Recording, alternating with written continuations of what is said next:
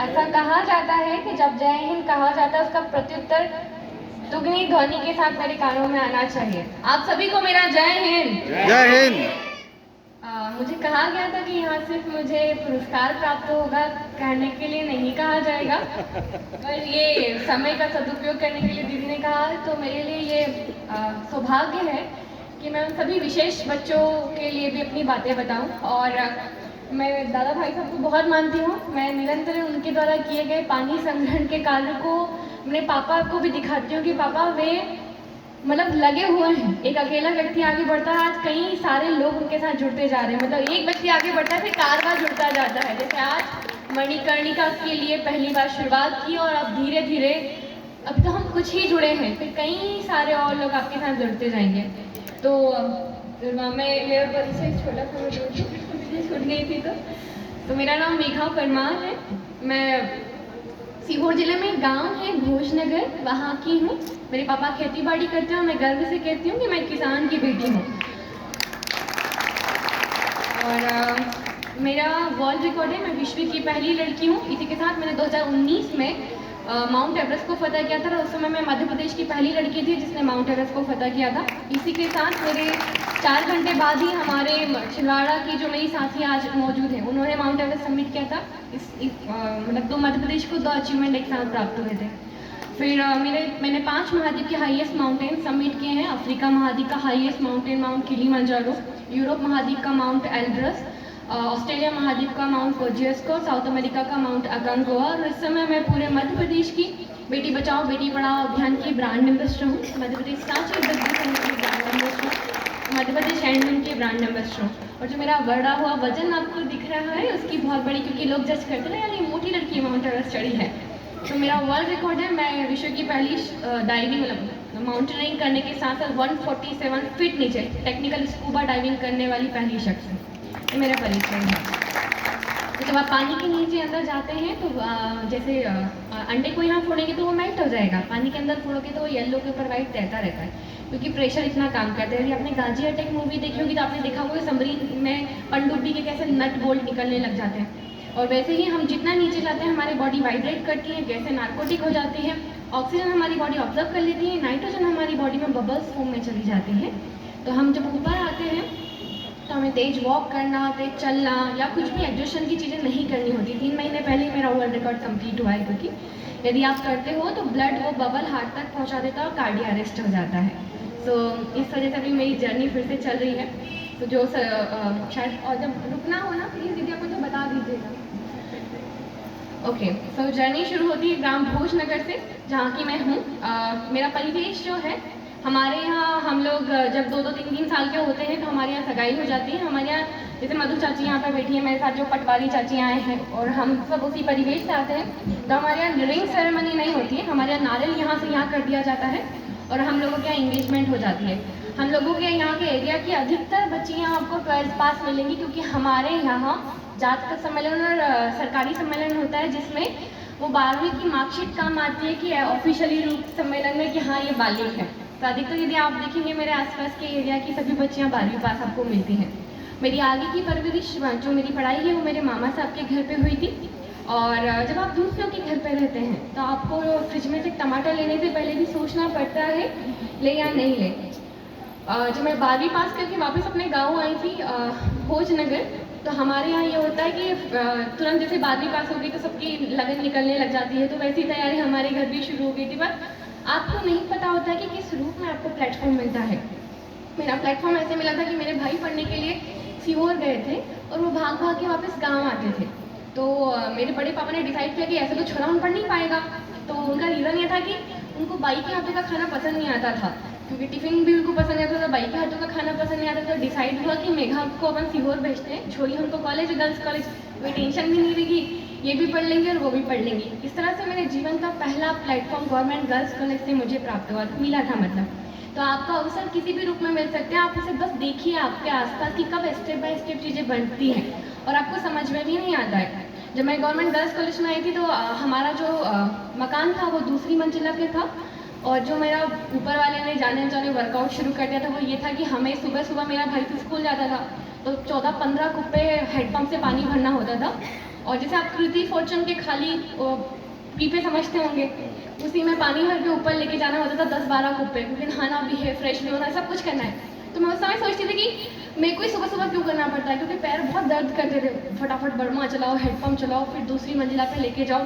पर जब मैं अपने जीवन को कभी कभी पलट के देखती हूँ, मैं सोचती हूँ कि यदि शायद मैं उस दिन कुप्पों से पानी नहीं भरती तो क्या मेरे पैर इतने मजबूत होते कि वो माउंट एवरेस्ट चढ़ पाते। तो जीवन में आपको कभी कभी या तो बहुत बड़ी असफलता मिलने वाली है, आप उसके लिए तैयार होते हो, या बहुत बड़ी सक्सेस आपको मिलने वाली होती है, आप उसके लिए तैयार हो रहे होते हो।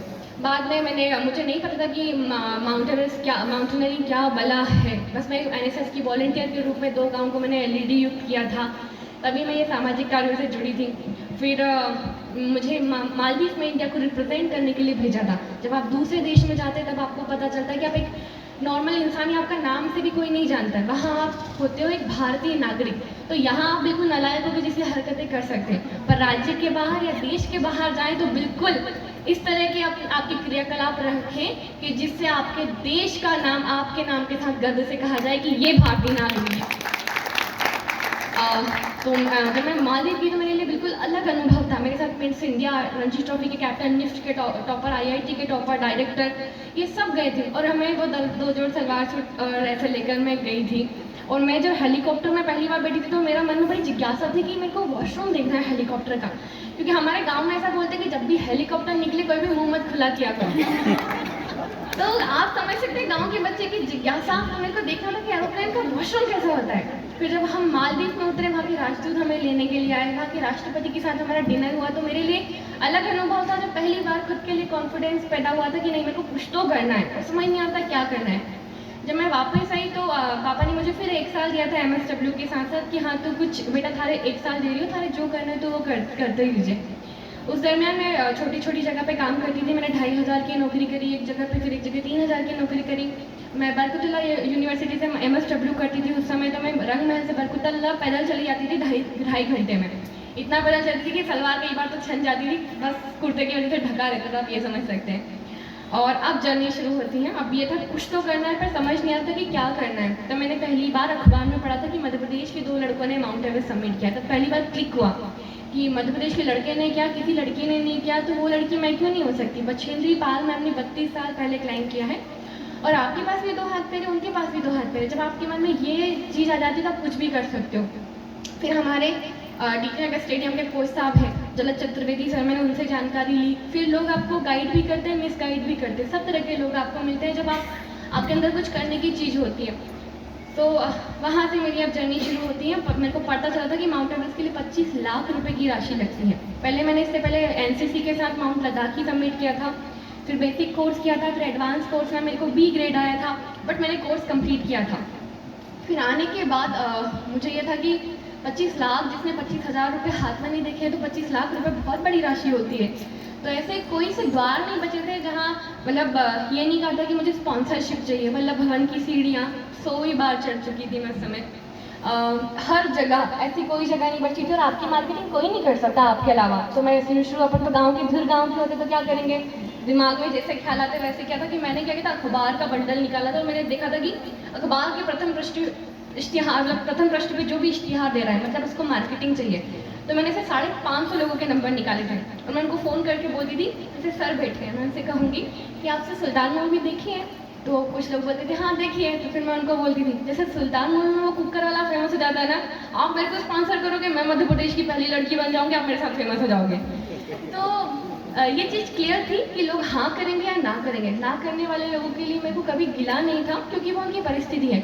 और हाँ करने वाले व्यक्ति का मैं कभी एहसान मेरे जीवन में कभी नहीं भूलती हूँ, क्योंकि उनका पैसा ऐसे खिलाड़ी पे लगा रहे हैं वो जो डूब भी सकता है। तो मेरे को जब ट्राइडेंट ग्रुप ने स्पॉन्सर किया था, मैं आज तक जिक्र करती हूँ, जब ट्राइडेंट ग्रुप अपने माउंट एवरेस्ट के लिए सबमिट किया था तो उन्होंने कहा था कि ट्राइडेंट एकमात्र ऐसी कंपनी है कागज बनाने वाली जिसका लोगो टॉप ऑफ द वर्ल्ड तक गया है।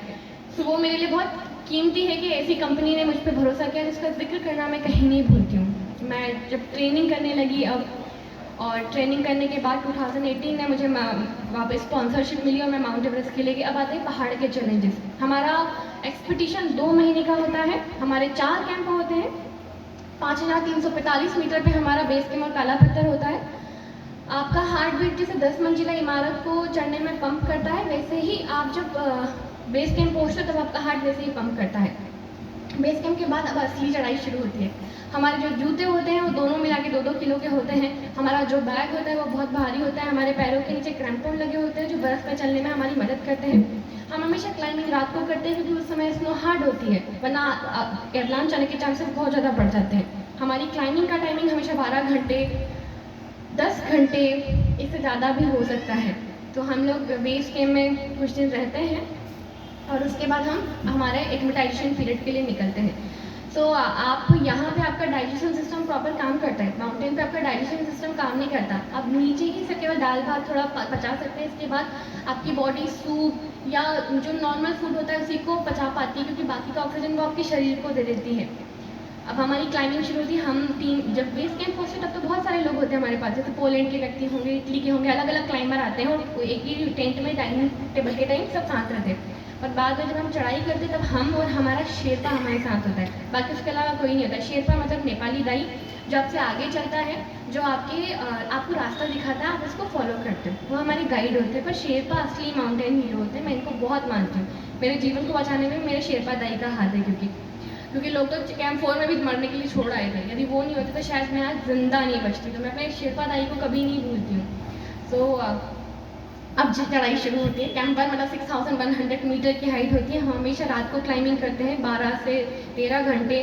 सुबह रात को 1 बजे चलना शुरू करेंगे, दूसरे दिन 8 बजे पहुँचेंगे। हमारा टेंट लगाएंगे, बर्फ़ खोदते हैं, पिघलाते हैं, पानी पीते हैं। जो आपको मेरा चेहरा दिख रहा है, मेरा चेहरा नॉर्मल व्यक्ति की स्किन से 6 साल बड़ी स्किन मेरी है, क्योंकि इसकी सनबर्न की वजह से कई सारी लेयर निकल चुकी हुई होती है। डिहाइड्रेशन की वजह से आपका यूरिन का कलर चेंज हो चुका होता है, आपके होंठ सफ़ेद पड़ चुके होते हैं।